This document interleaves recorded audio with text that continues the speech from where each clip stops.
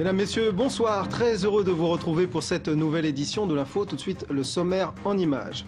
Nouvelle manifestation contre les réformes de l'éducation nationale. Notre dossier, la collecte sélective des déchets recyclables dans l'agglomération, Mancel. Et puis, duel de mal classés au stade Léon Bollé. Demain soir, le MUC reçoit la Lanterne Rouge Grenoble. Mon invité, Emmanuelle Lafont-Leclerc, directrice du service environnement du Conseil général de la Sarthe, avec qui nous allons parler prévention en matière de déchets.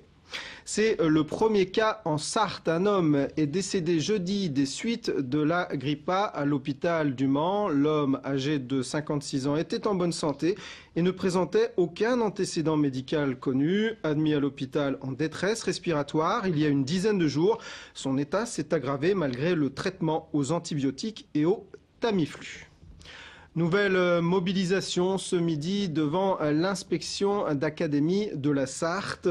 Un bol de soupe à la main, enseignants et étudiants de l'IUFM sont venus dénoncer les réformes de l'éducation et venus notamment répondre à Luc Châtel et à Valérie Pécresse. On écoute le sonore, l'interview. Leur mode d'entrée, c'est le mensonge. Ce qu'ils proposent, ce n'est pas une amélioration de la formation des enseignants, puisque déjà les enseignants sortent après 5 années à la suite du bac. Et le temps de formation en alternance va disparaître, puisqu'ils seront directement mis devant les élèves. Et ceci, ils ne veulent pas le dire, de la même façon qu'ils cachent la vérité sur le fait que cette réforme, c'est avant tout pour récupérer des postes de fonctionnaires. Voilà des propos recueillis par Marine Wolf. Le Conseil général est venu à bout aujourd'hui de l'examen du budget prévisionnel pour l'année 2010. Rappelons qu'il s'élève à 576,4 millions d'euros, dont 116 pour les seules dépenses d'investissement. Signature aujourd'hui d'une convention entre le Conseil général de la Sarthe, toujours, et l'ADEME, l'Agence de l'environnement et de la maîtrise de l'énergie. Une convention qui a pour objectif, en gros, de réduire le volume de nos poubelles par différentes actions de sensibilisation. Pour en parler, Emmanuelle Lafont-Leclerc, chef de service, donc du service environnement du département. Bonsoir. Bonsoir. Alors aujourd'hui, moi, je trie mes déchets. Ça suffit pas? Non, ça ne suffit pas parce qu'effectivement, bien que le tri soit déjà un geste très citoyen et très intéressant, on s'aperçoit que malgré ça, le volume global des déchets continue à augmenter. Et on s'aperçoit qu'on n'a plus les capacités aujourd'hui de pouvoir traiter tous ces déchets. C'est-à-dire les traiter par incinération ou les traiter en les enfouissant? Ce qui sont les deux principaux traitements qui sont actuellement effectivement en France développés. Alors, les pistes qu'on a, c'est effectivement le tri de valoriser par derrière, mais ce sur quoi nous on se bat au niveau du Conseil général, et là on décline les préconisations du Grenelle de l'environnement et les préconisations au niveau européen, c'est d'essayer de limiter la production de déchets le plus en amont possible. C'est-à-dire en choisissant par exemple des produits qui ont moins d'emballage, c'est ça, des choses comme ça? Par exemple, c'est un des volets sur lesquels on peut travailler. Il y a un gros poste de réflexion sur lequel on va s'atteler, c'est tout ce qui est compostage des déchets organiques. Une poubelle moyenne, ça fait à peu près 30% de déchets organiques. Alors on peut dire ce que c'est les déchets organiques? Ah oui, les déchets organiques, c'est les épluchures de légumes, le marc de café, ça peut être les mouchoirs en papier, tout ce qui peut se décomposer naturellement.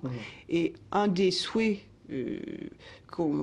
sur lesquels nous on travaille et qu'on voudrait voir se développer, c'est d'inciter les gens le plus possible à éviter de jeter ce type de déchets, qu'on peut appeler déchets humides, dans les poubelles, et dans la mesure du possible, quand ils ont des jardins, de les composter dans leur jardin. Non, encore faut-il avoir des jardins? Effectivement. Alors, l'idée, c'est de travailler déjà de manière préférentielle avec les gens qui ont des jardins, mais il faut savoir qu'il y a certains secteurs où il y a du compostage en habitat vertical. Ouais. Il n'y a pas un risque, enfin même en appartement, que ça sente tout simplement mauvais? Non, ça sent pas vraiment mauvais. Et puis, au-delà de... Quand on parle de développement du compostage en habitat vertical, ça peut être dans les appartements, mais ça peut être aussi du compostage collectif ou semi-collectif, en pieux d'immeubles ou par quartier. Ça se développe déjà. Ce qui est intéressant, c'est qu'aujourd'hui, par exemple, le Mans Métropole réfléchit à des modifications sur la collecte sélective des déchets. Alors ça, il ne s'agit pas des déchets organiques, mais notamment le papier, le verre, le carton, le plastique, tout ce que vous mettez dans la poubelle verte. Je vous propose de faire le point sur ce dossier dans notre reportage. Lorsque l'on veut jeter ces déchets recyclables, il y a plusieurs formules. La déchetterie d'abord, on en compte 4 sur la métropole. Le point d'apport volontaire ensuite, presque 160 sur l'agglo.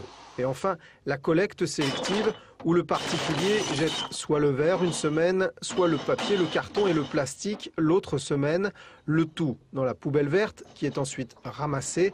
La métropole réfléchit actuellement à une modification du système qui consisterait à mettre l'ensemble de ces déchets recyclables dans la même poubelle verte le même jour. On appelle cela le monoflux. Alors le monoflux a cet avantage, c'est d'avoir qu'un seul point de tri, mais en même temps l'inconvénient d'avoir du verre mélangé au carton, au papier carton. C'est l'inconvénient. Car effectivement, il faudrait pour cela investir dans un centre de tri et trouver d'autres partenaires au-delà de l'agglomération mancelle. Le Mans se tourne donc vers le département. C'est sûr que si on investit dans un centre de tri conséquent, il faudra qu'il y ait des financements croisés pour arriver à amortir ce centre de tri. Donc vous êtes en train de discuter avec le département, c'est ça? On discutera avec le département. Ils sont déjà un petit peu saisis du projet. C'est vrai qu'il y a beaucoup d'attentes.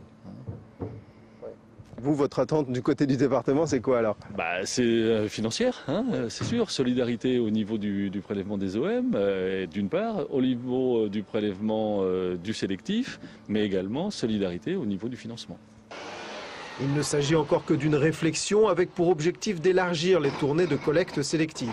Pour l'instant, 30% des habitants de l'agglomération ne bénéficient pas encore de ce service.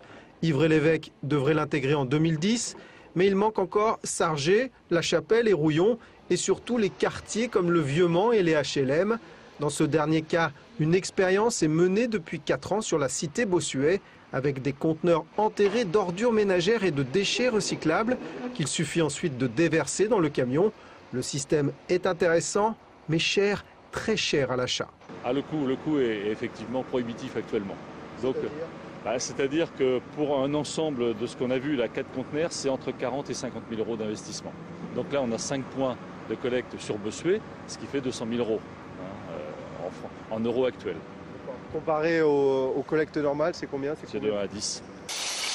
Au total, plus de 26 000 tonnes de déchets recyclables sont collectés chaque année sur l'agglomération mancelle, dont 15 000 pour le verre, le papier carton et le plastique. Alors Madame Lafont-Leclerc, il y a finalement 2 questions qui vous sont posées aussi dans ce reportage. Première question, le monoflux, le fait de mélanger un peu tous ces déchets recyclables dans la poubelle verte. Qu'est-ce que vous en pensez? Alors, comme M. Picot le dit, effectivement, il y a un petit problème technique, effectivement, c'est que le verre peut se mélanger avec les cartons et c'est le produit final du verre avec ces petits morceaux du carton avec ces petits morceaux de verre n'est pas très apprécié par les recycleurs. Donc, on a un certain nombre d'incertitudes sur le fait de mélanger l'ensemble des déchets, même recyclables.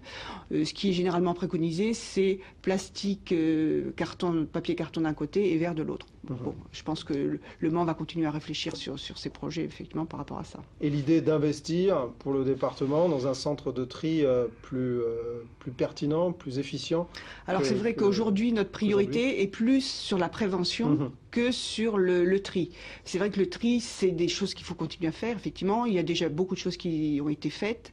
Et aujourd'hui, la priorité du Conseil général est clairement identifiée comme étant la prévention de la production. Alors sur cette prévention, on en a parlé dans cette première partie d'entretien. Vous éditez aussi ce genre de petites brochures qu'on peut se procurer où?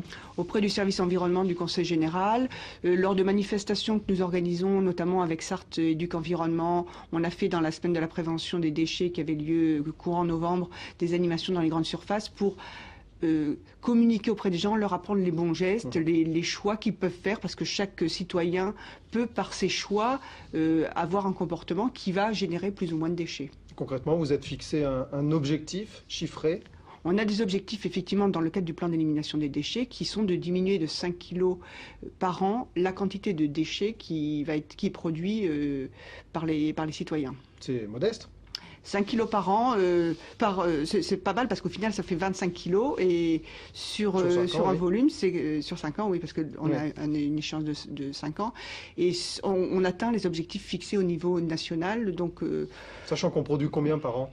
de l'ordre de 300 kilos. D'accord. Madame Lafont-Leclerc, merci beaucoup. Football maintenant, et le MUC 72 s'apprête à recevoir Grenoble demain au stade Léon Bollé. Arnaud Cormier vient de donner la composition de l'équipe, les enjeux de ce duel de mal classés avec Mickaël Texier. Victoire impérative pour Arnaud Cormier et le MUC 72. Face à la lanterne rouge de la Ligue 1, les mucistes doivent s'imposer s'ils veulent entretenir l'espoir d'un maintien parmi l'élite. En cas de victoire, ils dépasseraient même Saint-Étienne, premier non relégable. Enchaîner une deuxième victoire après celle contre Valenciennes ferait donc du bien, même si Grenoble va mieux après sa série de 11 défaites consécutives. C'est une équipe qui, pour moi, est revenue sur ses principes de l'année dernière, c'est-à-dire une équipe difficile à jouer, difficile à bouger. Elle prend peu de buts, surtout depuis qu'ils ont réussi à regagner et prendre quelques points en se refocalisant sur ce projet-là. Donc ça va être compliqué de pouvoir marquer. Arnaud Cormier s'appuiera sur une ossature classique. Cerdan revient dans le groupe, Louvion le quitte. Il pourrait être remplacé par Corchia ou Camara. En pointe, Maïga est suspendu. De toute manière, avec 4 matchs en 10 jours, le nouvel entraîneur veut pouvoir compter sur toutes ses forces. À mon avis, il y a très peu de joueurs qui vont démarrer les 4 matchs. Donc il y a une rotation qui va s'opérer de façon à avoir l'équipe chaque week-end ou chaque mercredi la plus performante possible sur ce moment-là. Malgré le froid, le match aura bien lieu, la pelouse de Bollé étant bâchée depuis hier. Et puis le MUC 72 a décidé de demander l'annulation de sa défaite contre Rennes le 21 novembre dernier par 2-1.